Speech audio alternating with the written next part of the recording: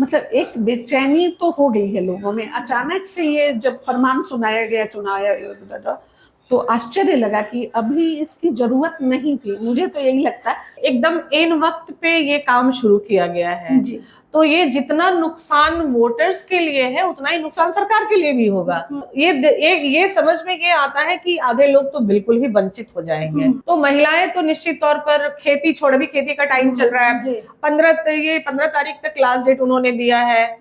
तो वो अभी धान रोपेंगे कि जाके वोटर लिस्ट ठीक करवाएंगी। मतलब इलेक्शन से पहले पेचीदा मामला इन्होंने शुरू कर दिया। आपके ये वोट जो थे ये आपके थे और उनकी अब सूची में नाम ही नहीं आया, आप उनको वोट ही नहीं देने देंगे, तो नुकसान तो हुआ ना किसी न किसी का। इसको अगर योजनाबद्ध तरीके से किया जाए और इसमें कुछ लोग इन्वॉल्व हो जो योजनाएं बनाए उस तरह से कॉम्बाइंड वे में करें तो मुझे लगता है ये बहुत कठिन टास्क नहीं है कि जितना अन्य चीज जरूरी है उससे कहीं ज्यादा ये मतदान जरूरी है, क्योंकि देश को जितनी हमें भी देश की उतनी जरूरत है। इस साल के अंत में बिहार विधानसभा चुनाव है और चुनाव से पहले नए नए नियम आ रहे हैं और एक ऐसा ही नियम आया है कि अब आपके वोटर आईडी कार्ड की दोबारा जांच होगी, पुनर्निरीक्षण होगा, जिसको लेकर आज हम महिलाओं से बात करेंगे और सीधे तौर पे जानेंगे कि ये जो नियम लाए गए हैं ये फायदेमंद है या इससे नुकसान होगा।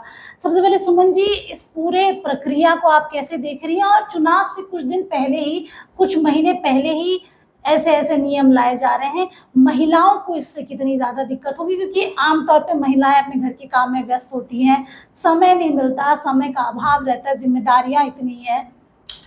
देखिए, एक तो है कि एकदम एन वक्त पे ये काम शुरू किया गया है जी। तो ये जितना नुकसान वोटर्स के लिए है उतना ही नुकसान सरकार के लिए भी होगा।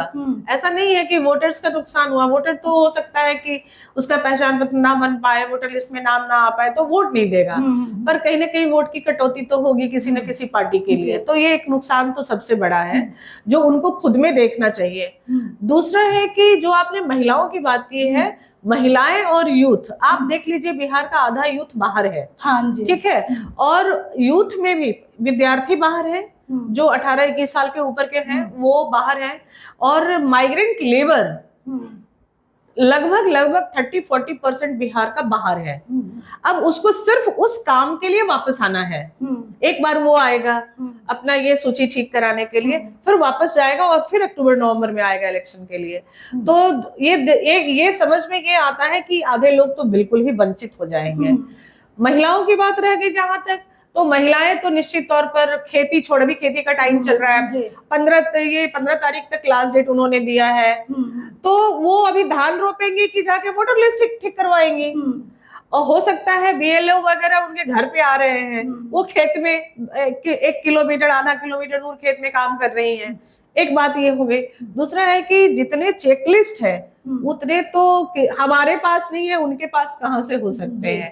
तो ये एक बड़ा ही पेचीदा, मतलब इलेक्शन से पहले पेचीदा मामला इन्होंने शुरू कर दिया, जबकि बहुत सारे, मतलब हमें लगता है कि 95% लोगों के पास वोटर आईडी कार्ड भी है, आधार कार्ड भी, आपने आधार कार्ड को मान्यता दिया, आपके पास पैन कार्ड है, पैन कार्ड की मान्यता है, आपने पहचान पत्र बनाया था वो भी था, सारे तो हमारे बेस है, हमारे जो प्राइमरी इंफॉर्मेशन है उसके आधार पे, या जो भी इंसान है उसके माता पिता के आधार पे। फिर क्या जरूरत आन पड़ी, ये हम लोग को भी समझ में नहीं आया कि इसको वोटर्स डिस्टर्ब होंगे। हाँ, वोटर डिस्टर्ब तो हो जाएंगे। देखिए, एक तो है कि सभी लोगों का बन नहीं पाएगा जितना समय है, और हम वोटर लिस्ट में अपनी सूची ठीक से दर्ज कराने के लिए दिल्ली और कलकत्ता और बॉम्बे से स्पेशल टिकट कटा के 5 दिन के अंदर में आने वाले नहीं है। ठीक है, तो डिस्टर्ब तो हो गया ना आपके, मतलब पार्टियों के लिए भी तो डिस्टर्बेंस हो गया। आपके ये वोट जो थे ये आपके थे और उनकी अब सूची में नाम ही नहीं आया, आप उनको वोट ही नहीं देने देंगे, तो नुकसान तो हुआ ना किसी न किसी का। तो ऐसा नहीं है कि मेरा नुकसान है, ठीक है हम वोट नहीं दे पाएंगे पर नुकसान तो आपका भी होगा। तो अगर ये बात हम लोग जैसे, मतलब बिल्कुल गैर राजनीतिक लोग सोच रहे हैं, तो राजनीतिक लोग क्यों नहीं सोच रहे हैं? देखिए, हम महिलाओं से बात कर रहे हैं और अब हम बात करेंगे सीधे तौर पे, पहले जानते हैं सबसे पहले वोटर आईडी कार्ड का पुनर्निरीक्षण हो रहा है, दोबारा इसकी जांच हो रही है, इसको आप कैसे देख रही हैं? देखिए, ये होना तो खैर बहुत जरूरी है, क्योंकि कहीं ना कहीं हमारे देश में आप जान रही हैं कि कितने लोग बाहर से आके जबरन घुस रहे हैं, गलत वो बना लिए हैं वोटर आईडी। इसके लिए ये होना तो बिल्कुल चाहिए। तो इतना कम समय है मैम, क्या इसका असर वोट पे नजर आएगा? देखिए समय तो कम है, लेकिन अगर इसको ठान लिया जाए, इसके लिए जनता को भी थोड़ा जागरूक होना होगा। ये नहीं हम वेट करें कि सरकारी महकमा कब हमारे दरवाजे चल कर आए और हम बिल्कुल सोए हुए मुझे नॉक करें। नहीं, हम जितना अगर देश को जरूरत है, हमें भी देश की उतनी ही जरूरत है। हम एक देश के सफल नागरिक हैं, कुशल नागरिक हैं, तो हमें जागरूक होना होगा। सुनंदा जी, आप तो प्रोफेशन वाइज टीचर भी हैं, प्रिंसिपल भी रही हैं, वर्किंग वुमेन के लिए और खासकर महिला वर्ग के लिए, क्योंकि काफी व्यस्त रहती है, दिन भर घर का काम, फिर ऑफिस का काम, ऐसे समय में कैसे बाहर निकले और समय कैसे निकालें?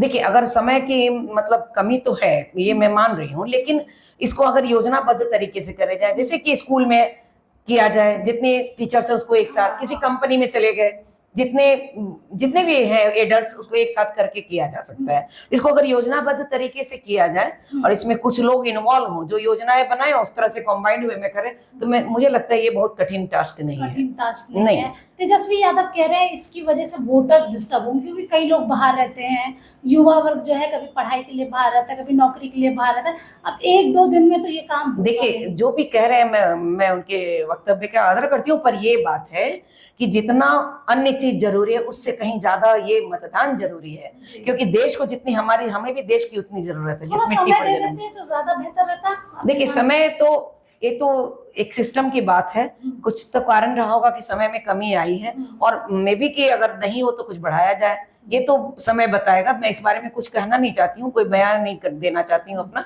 लेकिन हाँ, ये सिस्टम में अगर समय की जरूरत पड़ती है, मुझे लगता है कि ऐसा किया जा सकता है। मैम, इस साल के अंत में बिहार विधानसभा चुनाव है, ऐसे में चुनाव आयोग तो नए नए नियम ला ही रही है, और सबसे बड़ा जो नियम है कि वोटर आईडी कार्ड का पुनर्निरीक्षण होगा, दोबारा जांच होगी, और काफी कम समय है। बिहार के नेता प्रतिपक्ष तेजस्वी यादव कह रहे हैं कि वोटर्स को डिस्टर्ब करने का होगा। महिलाओं पर इसका क्या कुछ असर होगा, क्योंकि बिजी शेड्यूल रहता है, वर्किंग जो लोग होते हैं उनके पास समय नहीं रहता, और जो हाउसवाइफ रहती है दिन भर अपने बच्चों में और घर के कामों में उलझी रहती है। कैसे देख रहे हैं आप इसको? मतलब एक बेचैनी तो हो गई है लोगों में। अचानक से ये जब फरमान सुनाया गया चुनाव आयोग, तो आश्चर्य लगा कि अभी इसकी जरूरत नहीं थी। मुझे तो यही लगता है, अगर ये करना था तो ये 1 साल पहले से आपने क्यों नहीं प्रयास किया। तो एक बेचैनी सी लोगों में है, कहीं मेरा नाम ना छूट जाए, कहीं मतलब प्रयास में है। और कल मैंने देखा भी, मोहल्ले में भी काफी लोग भाग दौड़ रहे थे और जाके अपना ये सुधार करवाने के लिए कि नहीं जल्दी से नाम जुड़ जाए। तो एक बेचैनी हो गई है लोगों में। ये एक अफरा तफरी का माहौल पैदा करना ही पता नहीं चुनाव आयोग का मकसद है। महिलाओं के लिए कितना मुश्किल है, क्योंकि समय काफी कम रहता है, अभाव रहता है समय का, और ऐसे में बहुत कम समय दिया भी गया है जी वोटर आईडी कार्ड को ठीक कराने के लिए।